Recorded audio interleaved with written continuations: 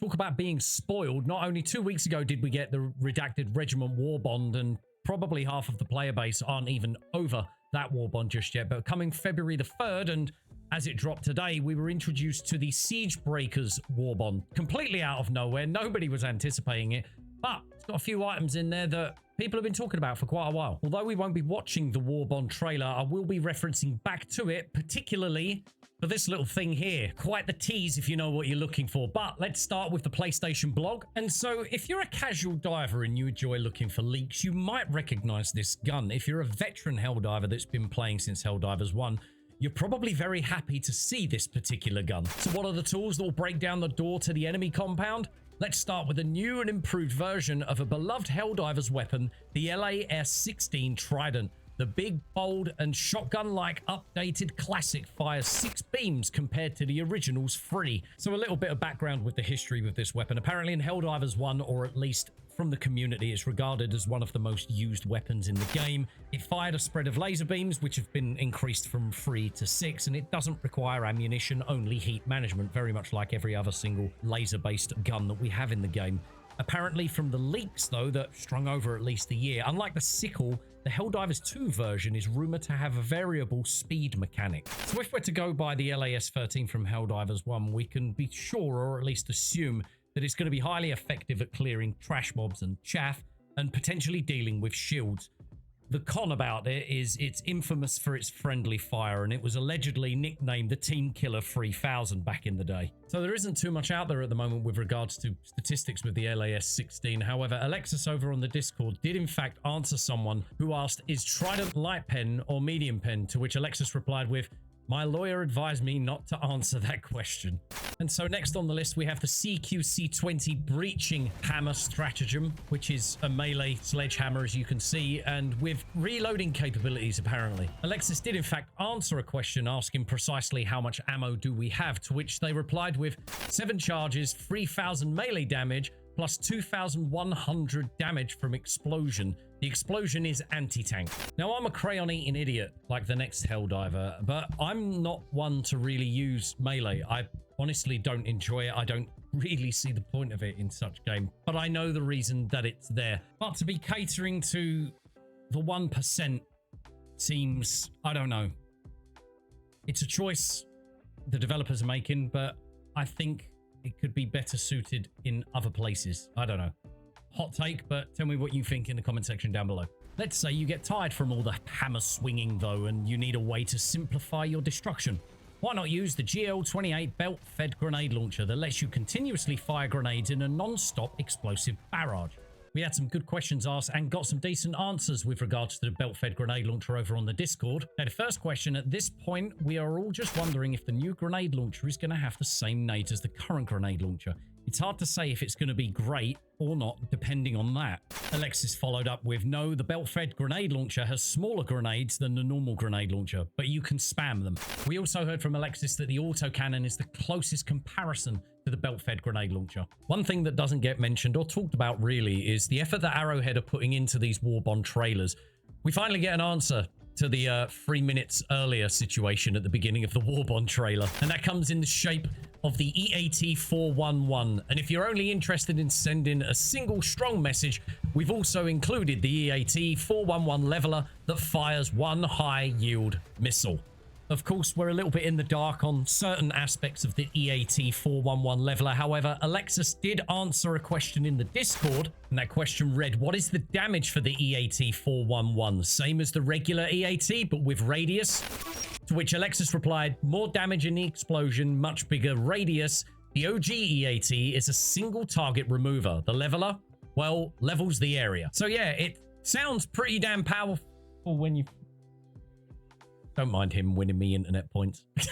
So as I mentioned, we don't know too much about the EAT-411 statistics here and there. There are a few things floating around here, but there was this Reddit comment that caught my eye on people talking about cooldowns and also the amount that you get in a supply, because it seemingly looks like you're only going to get 1 per call-in. So the context of this reply comes from a comment left saying this thing is going to drop 1 per call-in and have a 120-second cooldown, and this sub will mutiny for a day or 2. To which someone replied with, I thought they said that it was going to be 1 per call-in. As for cooldowns, I'm betting 140 seconds to match the EAT napalm. The solo silo is 180 seconds, and you can't really be longer, I don't think.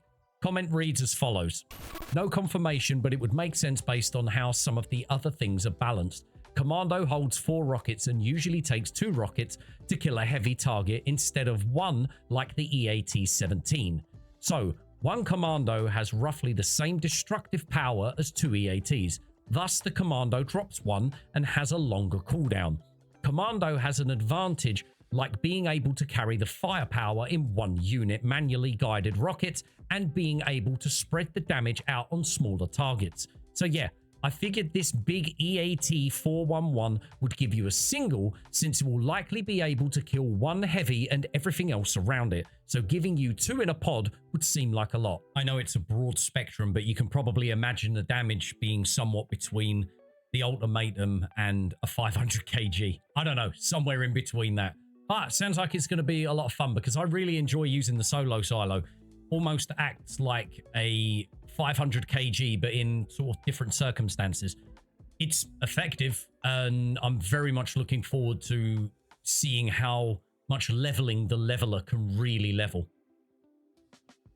Now moving on to armor and capes. As for the rest of your defense, we have the heavy SAG ram armor evoking heavy plate armor and blast shields to turn you into a blockade battering force. Similarly, the medium armor SA7 head first still looks well defended, but allows for the flexibility and speed you might need to get past the roadblock. These armors are outfitted with the supplementary adrenaline passive, which allows the wearer to regain some stamina whenever they take damage, turning you into the tireless battering ram at the enemy's wall. Armor's so funny in Helldivers 2 to me because I feel like there's so much hit and miss with armors that it just screams for customization to happen. That's one thing that needs to happen as well. But I do like the look of these a hell of a lot. When it comes to the passive, I wonder if you compare it with Dead Sprint. Last minute edit, Alexis already answered this. And so to cap it off with a non-regular item, we have the GSH-39 Shield. Finally, the perfect companion to an offensive loadout like this one is a good defense. The GSH-39 Shield is a throwable emplacement that generates a spherical projectile blocking shield. Make your own barrier while you bust down all the others. I can see this little thing, depending on the cooldown time and maybe some other statistics about it, this could turn into a bit of a meta for solo divers, in my opinion. I don't know. I'm going to keep an eye on this one. I feel like it could come in handy for people like myself. How exactly would you use it for a loadout? If you've got any ideas, leave it in the comment section down below for me. When it comes to the usual items that we get in our Warbonds, we've got some nice dusty, rusty looking player banners and capes here, especially the rags of the fashionable. I like that one a lot. Display of brawn, which we saw in the trailer, or is in the trailer. It's a gorilla chest bash sort of thing. And as well, the Bunker Buster. Let me zoom in a little bit. Bunker Buster logo looks pretty good. Or the player title, whichever you want to call it. And same aesthetic across the board when it comes to the Hellpod, Exosuit, Shuttle, and FRV skins. Quite a nice Warbond there. Strong, I should say. Especially with the Trident. Going straight to this as soon as it drops. And before I go, Arrowhead. Keep doing things like this. This is fantastic. There we go. I'm going to go do it frame by frame because there's something I want to capture. There we go. Nice little reveal there. Can I zoom in on that? No, I can't. Jesus Christ, don't do that. Let me take a picture. Here we go. That is a cyborg. We're getting cyborgs finally. And over here in the corner, we got ourselves, well, I think that that's from the chest upwards of another cyborg. And of course, in the video, the Helldiver is being dragged away. However, if we listen carefully, I think he says, "Come see diver." Now, there is a potential way that we can find out what is actually being said there. But I know that Sony and Arrowhead are a little funnier when it comes to sort of like content that's out but not out, you know?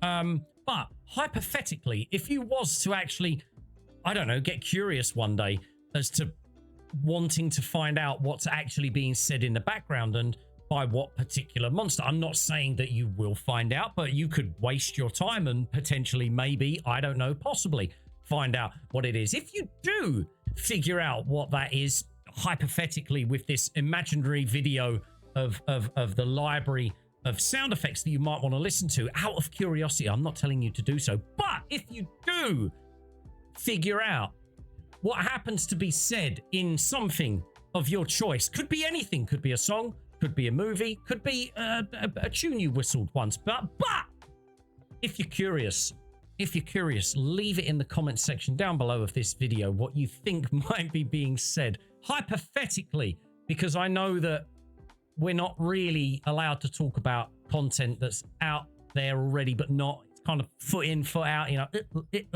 sort of thing, you know. Leave it in the comment section down below. But if you're interested in seeing more content, I stream here on YouTube fairly regularly. Not so much in the last couple of days because I've been doing this video. I have to make these videos across like the space of 3 to 4 days. So when it comes to Warbonds and stuff like that, I'm usually quite late. But I put the effort in because I bloody love this game and I love streaming it as well. So if you enjoyed the video, like it. If you disliked it, dislike it. But if you enjoyed what you've seen and you fancy seeing more, subscribe and watch me live or something like that. All right, see you later. Bye.